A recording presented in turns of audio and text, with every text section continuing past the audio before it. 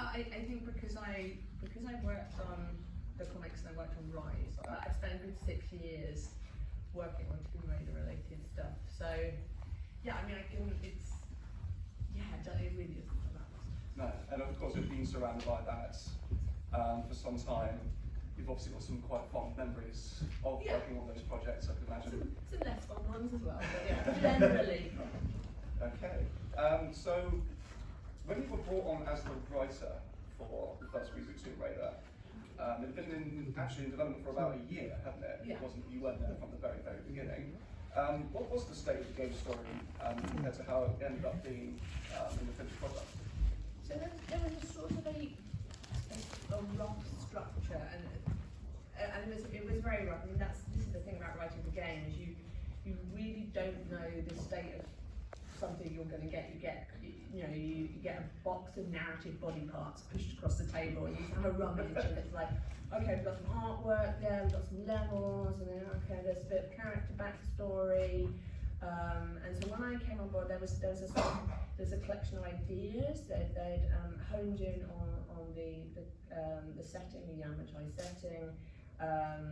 They'd obviously spent a lot of time on Lara's look, and they had a little bit of kind of bio ideas, and they had artwork for the main characters, and I think they'd sort of thought a little bit about Roth, and maybe Sam too, but most of the others existed just as pieces of artwork. Sure. So there was a kind of rough idea of the story, and a stronger idea of kind of the levels and the setting. Okay. So with regards to the characters like Sam and all the rest of the Endurance crew, obviously originally you had a bit of a different plan for those characters. There was originally in the scripts that there was a lot more deaths than what we got in the final product.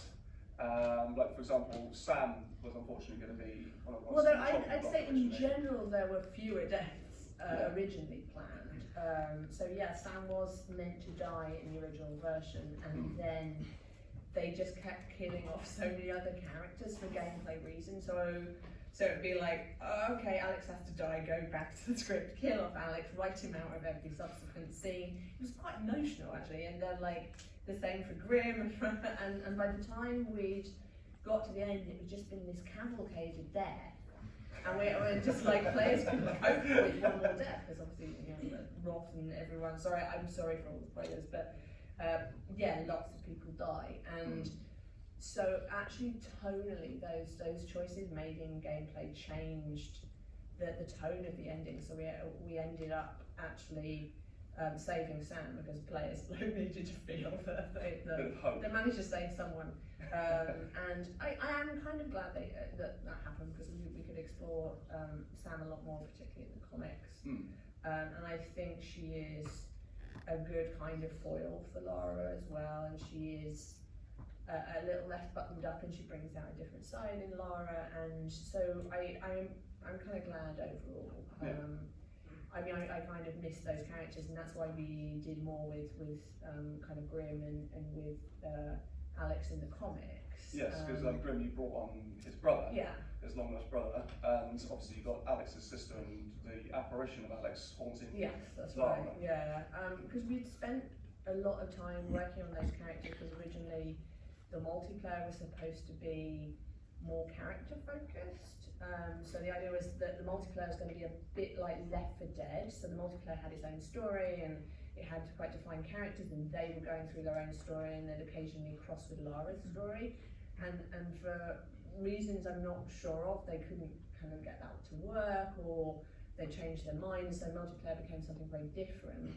But then they had all these character assets, and so we ended up having to try and juggle and stuff all those characters into the main story, and because we only had like an hour of cinematics to do it, there wasn't, and they didn't have to include like lots of little cutaway cinematics as well, but there wasn't a huge amount we could do with all the characters in the game, so that's why we used the comics. That idea about it having a sort of spin-off side story with almost like a Left 4 Dead 2 style of game, I can see that kind of the trails of that being left in the original game, how it basically turned out, with the Endurance crew disappearing off at various points and leaving Lara to it. Would that be possibly some way that that would have incorporated that particular element, do you think? Having the injury to be part of that? Yeah, I mean, it was sort of like you would play the single player as Lara, and you meet the crews at some point. And if you were playing the crew, you would meet Lara at some point, and it would kind of intersect quite nicely. I thought it was a really cool idea, but it didn't happen, and we were sort of more focused on the single player. But it just meant that we had a lot more characters to kind of juggle. Going back to what you said about Sam and how you wrote for her in the comics and how it was quite fun. What was it about Sam's character that made it fun to develop and explore further? Well, she's as I say, she's got less buttoned up than Lara. She's exuberant. She's passionate.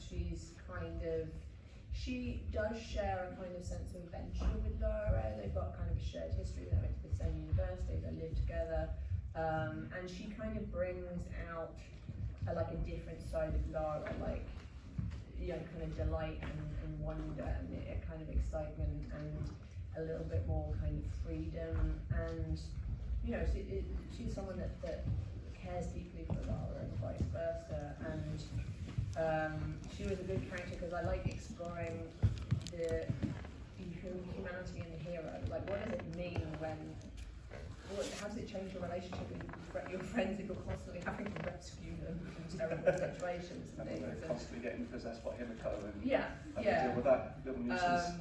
And it's sort of like, Sam's a good character to allow Lara to have a little bit more fun, because Crystal didn't want me to write her kind of with the pithy one-liners that she had in the previous games, because they felt that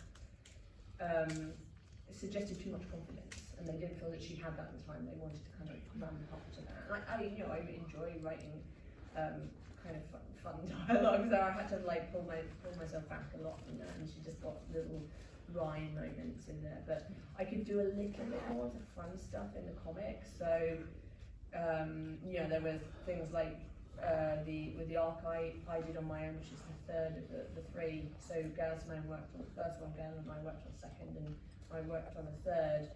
And it started with her like at night running around the British Museum like it's an obstacle course, and because she kind of works in the kind of artifacts restoration department, and she sort of like, you know, bounces over the kind of tombs and the relics and things. And I actually went to the British Museum and photographed her route through it, so I could get the artist going, okay, she says hello to this statue, she vaults over this casket, and she jumps down these stairs, lands on this quote.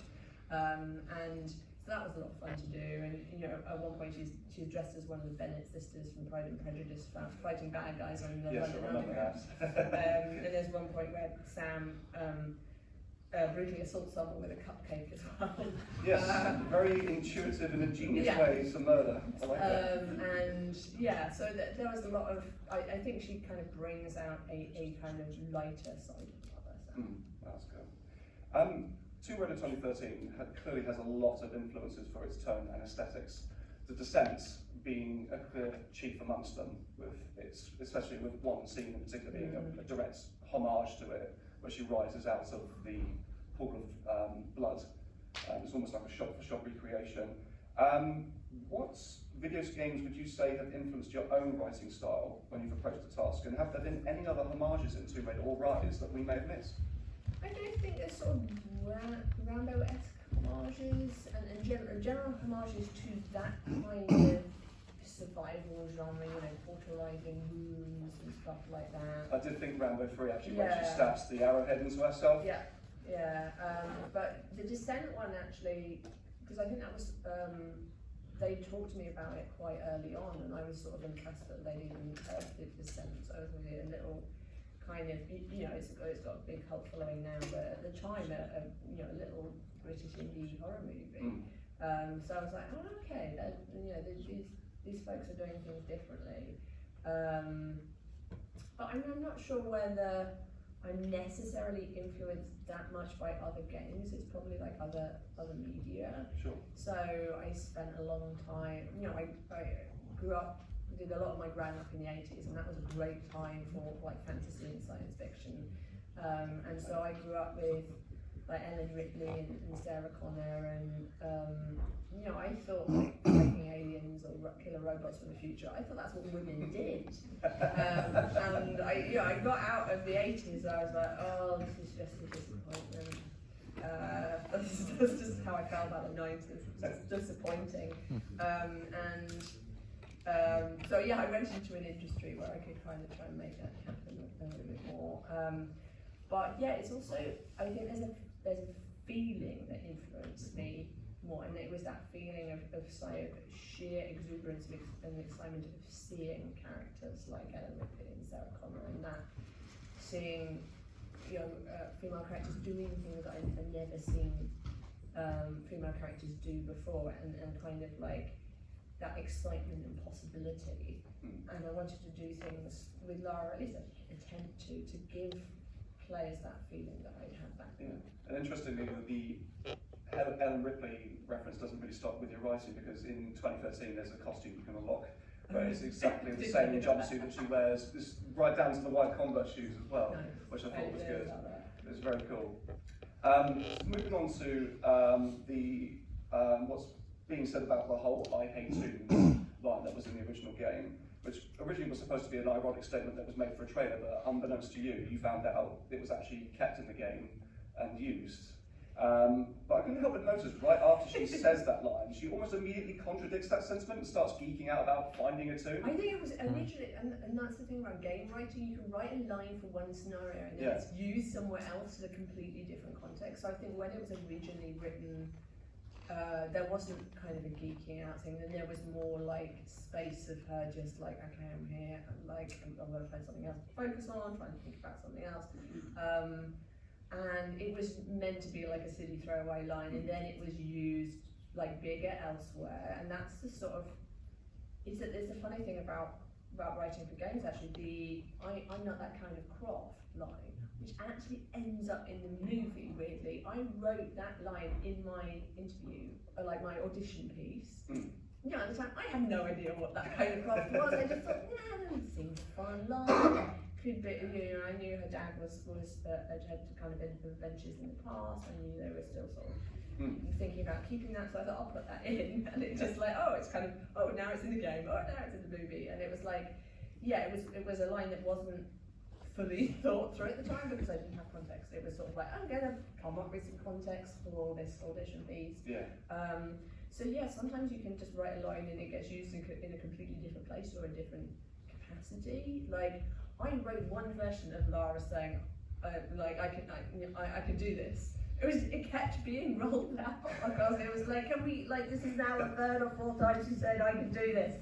Like, we have, and it was just like, I'd written it once and it just kept, it just entered her dialogue pool and I just kept hearing it just coming out. But it's quite good that it was able to sort of turn that around and actually make it, because I thought it was intentional, the whole thing, and the way it played out, because it seemed like that was the whole kind of point of making that line. Wasn't just for a trailer, it was just because like it was just sort of highlight, well actually that's not true at all, because she's now just like found this absolutely wondrous thing that she's absolutely captivated by. Yeah, I don't think she was playing wild about. I think she was like a history geek, and there's a really nice little walk and talk with Whitman where they're sort of both geeking out, and it's the kind of history and the people and the mysteries of the past that she's kind of interested in. She's not wild about the kind of death aspect of tombs. No. She gets over it quite fast, but yeah, she is interested in the kind of the history and the mythology, and so once she sort of starts focusing on that, she kind of relaxes more. There was a couple of interesting concept arts that depicted Lara and her remaining companions battling Solari on the completed boat. At one point, towards the end, when she gets the katana with the note inside it, and she finds out the true meaning about the ritual, we get flashes of conflict over the intercom when she goes to return back to where the Endurance crew are. But when we arrive, it's just basically resolved. Would you happen to remember how this moment was originally meant to go down in the scripts at all? Or were there other moments perhaps similar that got cut for time in similar ways? I mean, it was, and again, this is one of the challenges of games writing, is you often write things out of order, or things are sort of, I think maybe one or two of the drafts of the script had been written in order, and then you're kind of diving in. Okay, this is being rewritten. This is being rewritten. Okay, this character is now dying. Different gameplay is coming into this scene, so this scene needs to be cut or it needs to be moved. One of the scenes I was talking to you about was the kind of quieter campfire scene that we had, where the survivors were talking about the things they missed back home, or what they were looking forward to getting back to, and that's how Jaffa Cakes entered the Tomb Raider world, because Lara talks about Jaffa Cakes. And that got cut, and simply because it was actually a really nice scene, and I would have found a place for it, because it was like a quieter moment of just kind of reflection and lightness, and there's not a lot of lightness in the game. But because the action and gameplay around it changed, having a kind of lighter moment in there didn't make sense. But I spoke about it in a Wired interview, and I missed this kind of Jaffa Cake scene. And so like Jaffa Cakes then got put into like comics. I would bring Jaffa Cakes for the Crystal people. John used to give them to his kids who really liked it. Noah weirdly never seemed to eat them, but used to form a small wall around his desk using Jaffa Cake boxes. He wouldn't give them away to people, nor would he eat them. He just he had them piled up around his desk. He knows how to eat food, doesn't he? I don't believe so. You've seen him sustain himself. Yeah? I have, yeah. Okay, just checking. Yeah, he seemed to, it was like a little memorial chocolate sandbag for weird Jaffa Cake. Okay. Haven't helped if you find some Jaffa donut versions. Well, you might actually eat those. Right, so moving on to Rise, going off of the success of the first Reboot game, and also fresh from writing for the comics, you went from a team of 2 to a team of 4 people, and you were paid as a lead writer. How did that affect the creative process when compared to 2013? Did it make things easier for your intended vision to get across, or a little bit more complicated? In general, I think more complicated. I tend to think of the games as the Reboot had more heart, but Rise was more polished. So we opened up the script earlier for feedback in Rise, which was quite traumatic. And I don't necessarily think it was done for the right reasons. It was done because of the changes. Because of the gameplay changes in the first game, it tonally changed the script, and so the script had to be kind of redone at the 11th hour because of the gameplay changes changing the tone of it.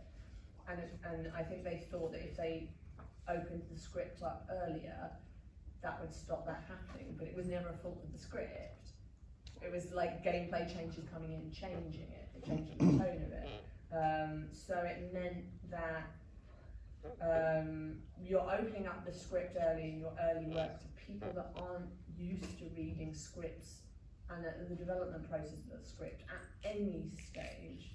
And so that meant we were getting a lot of feedback from loads of different places, and of course we were Microsoft exclusive at the time, so we were getting feedback from Square Enix, from Microsoft, from external contractors, from the team, from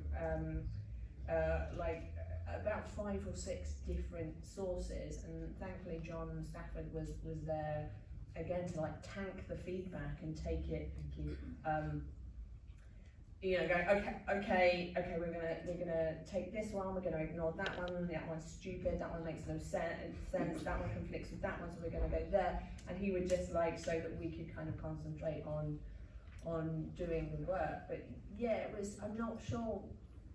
I think it allowed for more polish, but I don't know whether that necessarily made for a better story. I don't know, it felt like the weight of expectation was somehow greater on the second game, because we it was, it's the difficult second album. Yeah, of course. It felt like we didn't really, we were kind of just doing the best we could, and there wasn't so much of the laser focus on the first game. And I think we kind of naively hoped that, we've done well on the first game, maybe that'll just leave us to it to do the second game. No, it's like Eye of Sauron all the time. And so that was quite hard, and it was quite kind of hard on all of us. It was nice having more people to write with, and I think that kind of benefited, and led to a more polished product. I bet you've mentioned before in other interviews that writing for the comics was something that you found more creatively freeing because you didn't have the eye of Sauron watching over you the whole time. What was it about the comics that specifically you enjoyed the most when coming to write it? And obviously, when you came to write the comics as well as the story of Rise at the same time, was there a kind of a clear plan for both, or did it kind of just organically happen in tandem with each other? Yeah, I think I was writing Rise at the same time, and maybe Gail was working with the first arc of the comics. So by the time I was writing the third arc on my own, I knew what was happening in Rise, so I could put in a few little like links into Rise, and that was a nice thing to be able to do. But yeah, it's like I said, it was being able to explore the characters that I hadn't really been able to do in the game, and just be able to have more fun with Lara. And I love the cover image for the first story in my arc, which I think is also the cover image for the collected arc, which is her like vaulting over the bust in the British Museum, and she looks happy and she's smiling. It's like Lara does not look happy a lot. It's just like it's such a wonderful image because she's kind of looking happy and free and herself. Yeah, which is good. Going back to Rise, when it first got announced, we saw brief glimpses in the debut trailer of a post-Yamatai Lara struggling to deal with the trauma of that moment of her life and how it left on her.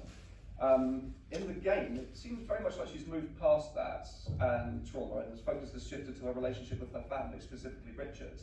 Was PTSD something that was ever going to play much of a part in the larger role in the overstory, or was it just a moment that was written specifically for the trailer?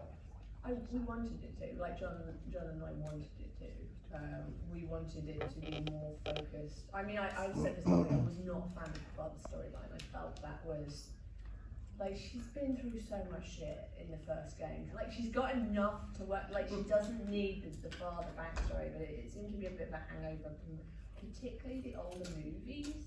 And I think also with her Lost Diary in 2013 was more father focused, and that I'd written about 6 possible different ending diaries, and I think like one of them was the father one, and like no one went that one. I was like, oh no, I wish I just like made it in mom or something like that, a little bit different. But yeah, I wasn't a fan of that because I felt like she's got her own stuff. She's like, her view of the world has been changed forever. Her view of herself and what she's capable of has been changed forever. Let's work with this. Yeah. But and I kind of understand this reasoning partly. They were like, we want this to be able, like, players that haven't played the first game to be able to understand stuff from just playing the second game. So they wanted the second game to be very self-contained. And so they didn't really want to hark back to the first game. But I'm thinking it's a bit of a shame. Yeah. Because she already technically lost another father figure with Roth. Yeah. Didn't she? Which is kind of like the big moment for her in that game, which I thought was handled really well. So then going from that to another one is like she's losing 2 dads. Yeah. I would have liked to have focused this around what she'd been through, and I think we talked about at one point having almost like twisted versions of some of the levels and experiences in the first game that you kind of play through, that are sort of like nightmare levels that she's kind of going through. Because I think that a large percentage of players would have played the first game, and if they hadn't, you were giving them a kind of like, interesting nightmare levels that would have more resonance with players that would played the first game but would still work for players that had just come into it. But yeah, I was resoundingly outvoted, and the father issues went in. I did actually manage to stop there being like Anna being they wanted Anna to be Lara's stepmother. I was like, you can't have father issues and a wicked stepmother. And you might pretty.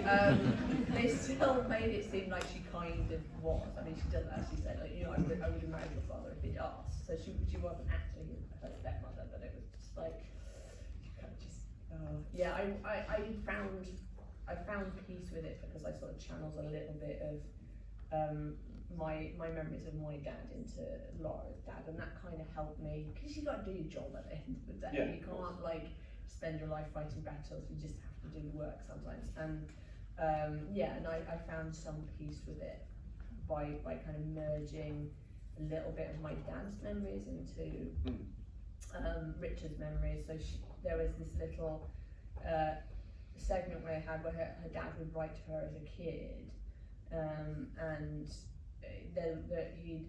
he'd written to her about the night she was born, and it was a sort of a riff on my father's memories of the nights I was born, because he'd said in an interview, my father had Alzheimer's, that this was the memory he didn't want to lose, and so I thought, I'm going to put that in again for him, and that sort of like, that pulled me a bit closer to Richard, and so it made me feel like, okay, I didn't want it, but here it is, let's make some peace with it and do your job. Yeah, that's really, really sweet.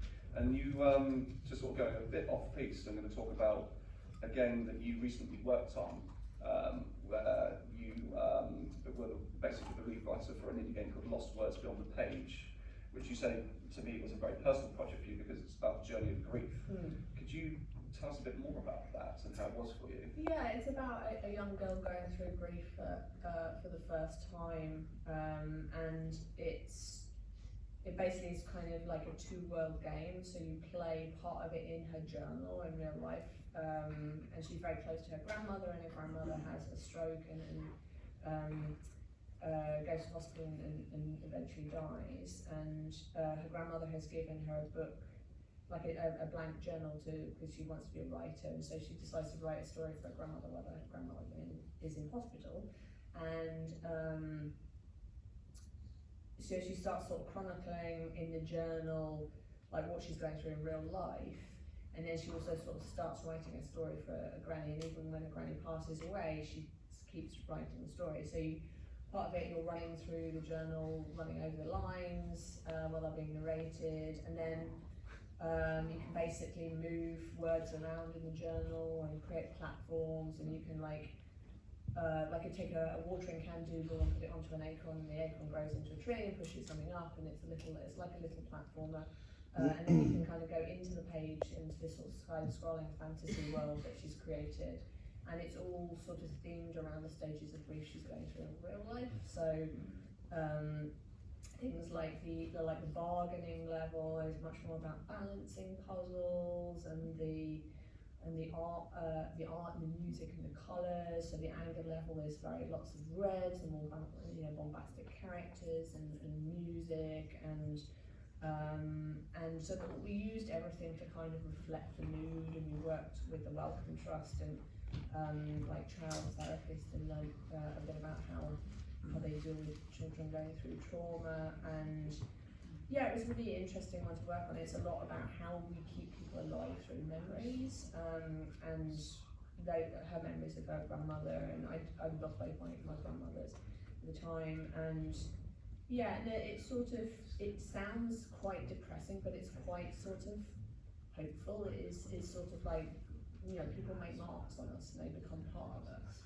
And it was a little indie game, but every few weeks someone comes and tells me how much it meant to them, or they've played it with their family, and it's opened up questions and things like that. And there was actually Granny that had come to me, and she was the carer for her granddaughter, and she said, I'm playing this game and with my granddaughter, and my granddaughter's very worried about the grandmother. And I'm like, okay, I've got to tell you this.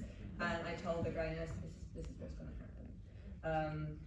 And she was like, okay. And I said, just kind of warning you. And she said, and I think she said, okay, continue playing. She sort of reported back. She said, yeah, we've been playing. And my grandma's gone upstairs. She's playing very quietly with her toys, but I think she's going to come to me with some questions. And it was a nice way of allowing families to talk to each other about loss and death and that kind of thing. And that's something we're not great about talking about as a society, really. It happens to all of us, and we're so hesitant to talk about it because we'd like to pretend that it doesn't No, we'd like to sort of brush that under the Yeah. carpet. It does look like a very sweet game. I must admit, I will be sort of adding it to my Steam wish list. Yeah, it's Get very- back it's to very- later. it's But definitely what other very platforms can young people pick it up on if they're Most, interested? like if you go to like the Lost, if you just Google Lost Worlds, you'll come up with the site, and it's pretty much on everything now. I think you can get it on the Switch. Yeah. What's that thing called? Microsoft Arcade. It's definitely on Steam. It's for a younger audience. I normally write for, but it was a really nice game to Yeah. work on. It does look like it's been pretty well received, which is good.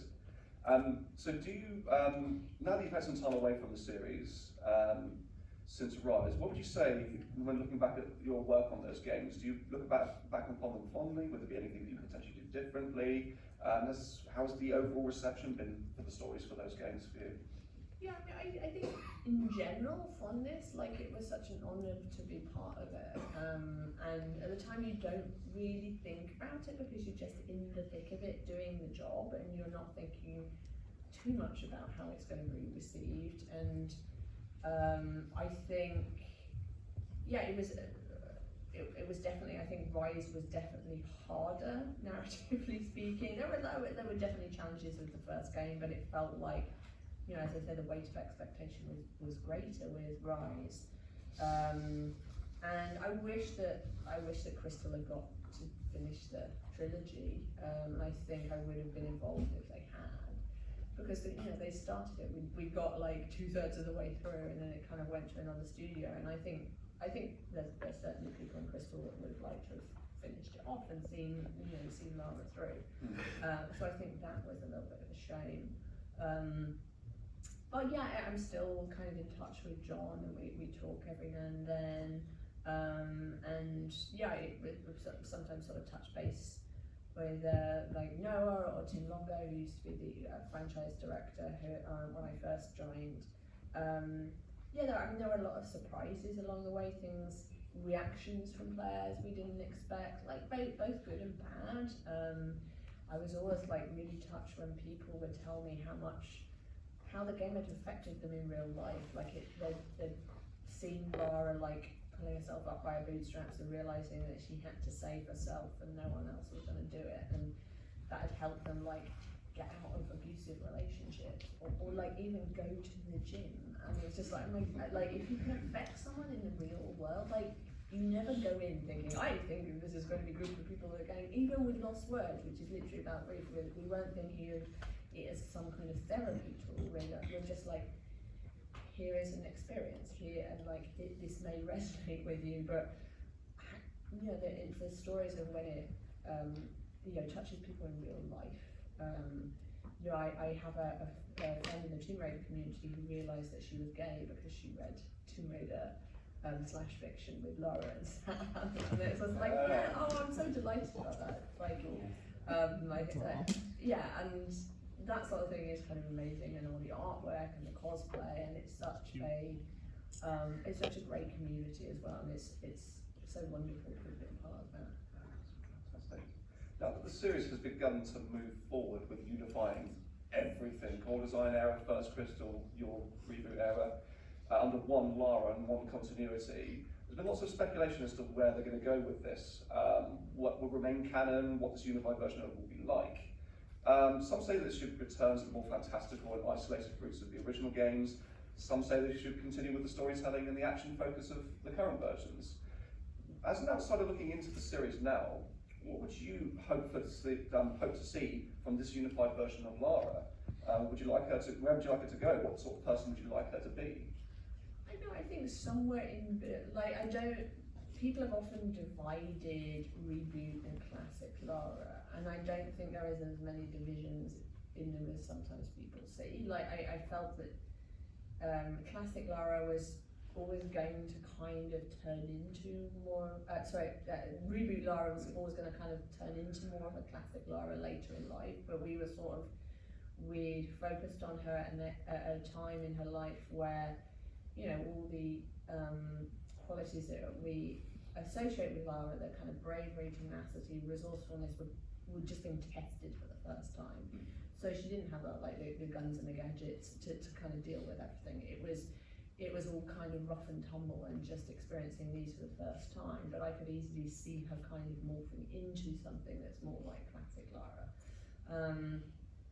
I don't know, I'm kind of glad I'm not dealing with that problem of how we beautifully it happened. I can imagine. And I'm not sure, I don't quite know why they're doing it or how they're doing it, but yeah, it's going to be a huge challenge. But I like having, I hope that they've learned stuff from the reboot games about how to land a character moment better, and that was something that we'd had some issues with, particularly on the first game. It's something we were talking about. They'd chosen to do a more human Lara and have her react in a more human way, but at the same time they weren't giving those moments space to land. So we were kind of talking about the first kill, which I talked about a lot in interviews, where she picks up a gun for the first time and is having to ends up killing another person, and she kind of retches and she's crying and she kind of throws the gun away and then she picks it up and continues on. And when I originally wrote that, there was a scene where she hears Ross, and I can't remember, I think it might have been the first time she's heard Ross and she's realised he's alive, and she says to him that she's had to kill someone, and he says that can't have been easy, and Ross kills people. He's buried a few bodies in his time. Ross seems like the type of person that would kill someone who took their cup of tea. Yeah, and the bodies would never be found. No. So she's like, she's confiding in Ross. He said that can't have been easy, and she said it's scary how easy it was. And that was like, for me, writing her, that's the break. That is the break in who she thought she was and who she's coming to realise she is. And like that psychological thing where you realise you're capable of things you never thought you were capable of. And it was originally done as a cinematic. She was kind of like clutching the radio, she gets more into a more fetal position around it, and it was supposed to be an emotional scene and kind of really landing the emotion of having gone through that. It's the first time she could reflect on it with another person. And then between that first kill and reflecting on the first kills, the gameplay team put 34 deaths. So she'd gone around the corner and just started shooting, and we were like, but this just mugging the moment. You wanted this characterful moment where she's like, it's really impacting her. You're kind of robbing that if she's then going on a shooting spree. And they're like, okay, we'll reduce it to 16. I've got still the same. And then they put this kind of impactful scene, like in gameplay, she's climbing the ladder going, yeah, I had to kill some people right after this. And I was also talking to you about what I would have done if I had the power to do it, and that's like, I would have had to throw the gun off a cliff. It would have annoyed players, but you'd understand it from a character point of view. And then have her continue a little bit on without any weapons, and then she's got a point where she sees a gun and she makes a choice to pick it up. It's not forced on her, she knows she's capable of using it, and she makes a proactive choice to pick it up, not a reactive choice. And it's like landing, it's the other side of that moment. So she's broken, she doesn't know who she is, she's making that choice. And that's kind of how I would have like solved it, but hindsight is all 2020, and I had a lot of time to think on that. And so I hope that they'll have these character moments and let them breathe and land them properly. You can have loads of fun and as much like puzzle solving or shooting as you want, but you've got to land these character moments. Yeah, I definitely agree there. It does kind of turn a bit into Time Crisis, and she kind of gets the first kill. I was just like, oh yeah, and then she just kind of goes, oh boy, here I go killing again. Fighting back the tears whilst landing perfect headshots. But I completely understand, because it is one of those sort of struggles that I think a lot of writers do go through. The whole ludonarrative dissonance term was coined because Uncharted did the same thing. And like you said, to me, it was based on how the character was handled and how much breathing room each moments get given as to how impactful they are. And I agree with you. I think if they did give Lara a moment to be able to breathe, take it all in, make it a bit more impactful, Yeah, and make it a proactive choice and not reactive. Yes. And I think that's actually how Lara kind of develops as a character, certainly between the first two games. In the first game she's reactive, in the second game she's making a choice to go after, like the secrets and the mysteries. And I think even with her artwork in the cover artwork on the first one, you can see her, she's holding a shoulder like that. And she's kind of looking down, and it's very sort of thoughtful and characterful. And I think with Rise, she's holding the light stick and she's kind of looking up, and it's sort of like just what those positions are saying about how she's feeling and as a character, I think, were really interesting. Yeah. And yeah, that's one of the things that really drew me to it was the kind of artwork for New Lara, and something that I kind of hadn't seen before. It was so full of character that it really drew me to the project. It must have been really different compared to what she was like back in the 90s. And one thing that I did pick up on in one interview is that you said that you actually, considering it's the 25th anniversary of Tomb Raider 3 at the moment, you attended the premiere, the launch party of Tomb Raider 3 at the National History Museum with your father. Yeah, I was my father's +1. Yeah, and you apparently made your first industry contact there. What was the whole vibe around Tomb Raider like back then compared to here? I mean, my dad played more of the games than I did. Like he played, I think, because he liked to play the games first. Like I don't know whether he just wanted to like check them out before he passed them on to his daughter. But like I think we just have one copy, so he'd always play it first, then pass it down to me. But he spoiled the T-Rex in the first game. He told me about it. He was so excited that he had to come and tell me about it before I even played it myself. And I think he played 2, and then he some of 3, and he used to joke in an interview about how much fun he'd had following Lara's bottom around. I was like, like Lara and yeah, I mean, I think it was kind of jolly and fun. I mean, I wasn't a fan of the way she was marketed in some ways. I think it did me a bit of a disservice as a gamer, because I didn't like the kind of whole nudge, wink, wink, your girlfriend will be jealous you're playing with me kind of vibe to some of the adverts, and it kind of like just put me off as a younger gamer. It was like, oh, fuck this, and just go and play other games. Like, you know, it just annoyed me a lot. Sorry, I didn't ask if I was nervous. That was fine. Fuck it. And yeah, and so I played the first game, on the second. I'm not sure if I really ended up playing that much of the third, but what a great location for a launch party.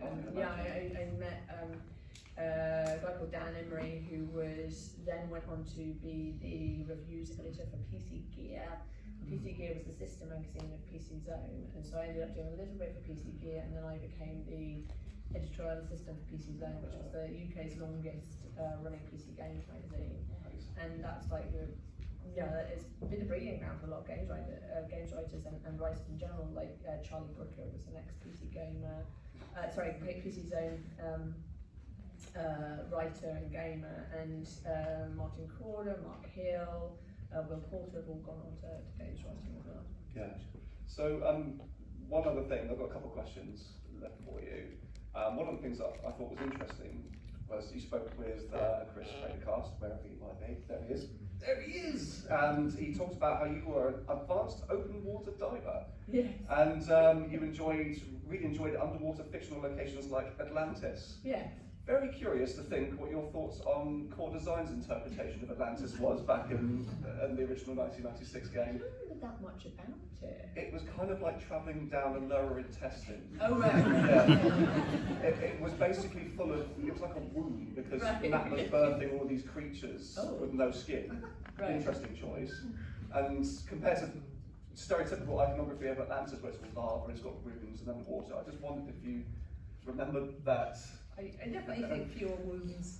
Like, well, I mean, I kind of see Atlantis being more like some of the, whether it's like kind of Aquaman style cities and things like that. Yeah. They're real like kind of sunken ruins where some bits are you know, there's caves that are kind of fully open, because that's like, I've done a little bit of cave diving with my scuba, and like, you know, it's not all underwater. You go up into caves, and sometimes you get chinks of light and stuff, and you can get all sorts of you know, exciting environments underwater in open areas. And you know, in the fighting fantasy book I wrote called Crystal of Storms, you actually play part of the story underwater in your little bathysphere, exploring kind of caves, and there's like a sunken part of the city that's fallen out of the sky, and you have to go into that, and you have to go through some water areas and cave areas. But yeah, how I imagine Atlantis is kind of like a lot of the kind of classic ruins that Lara discovers, only more underwater bits, and swimming, and you know, sharks and stuff like that, and drastically different from what they did back in the day.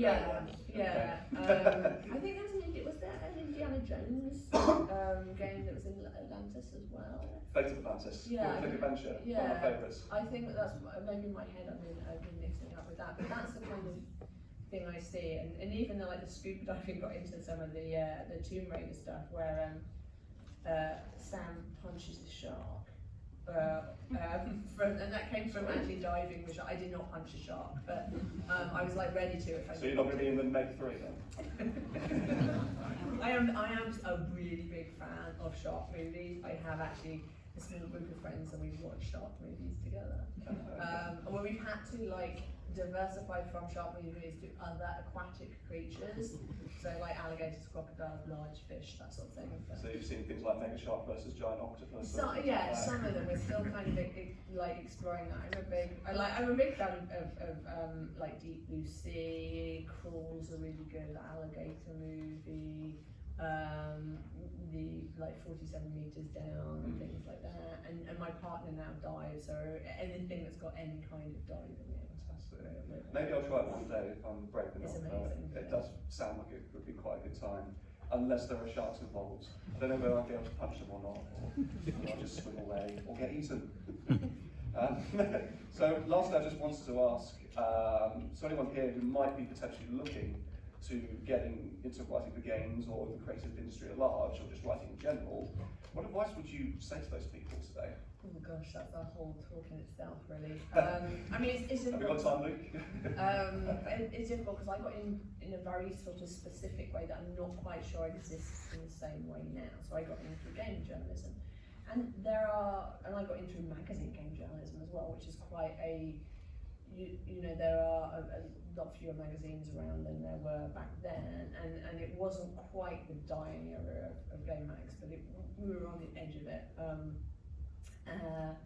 But journalism was actually useful to get in, because you got to dissect games in a particular way. You got to see how the games were developed as well. You got to talk to developers about, you know, different aspects of the game. You got to preview it. You got like behind the scenes looks at it, and I think that all really helped me. But it's not really a viable career anymore, because it's really good to go, okay, I'm reviewing this one game, okay, I'm going to do it for PC Pro, I'm going to do it for like PC Shopper, and like Dennis had a number of magazines that they were either game focused like CMVG and things like that, or they were kind of computer focused and they had like game pages. So if you're lucky, you could maybe utilize your review and do some freelancing to like 3 or 4 magazines. I used to write for The Guardian as well, but yeah, it wasn't you're never going to get rich as a games journalist. But now there's a lot more, I'd say there's a lot more websites, but I don't think the pay is that great either. So it's a little bit difficult. I think it's a good way of getting to know the industry in games. I think there's a lot more software out there to you know, try your hand at things. So I think the Inkle engine, or the Ink engine from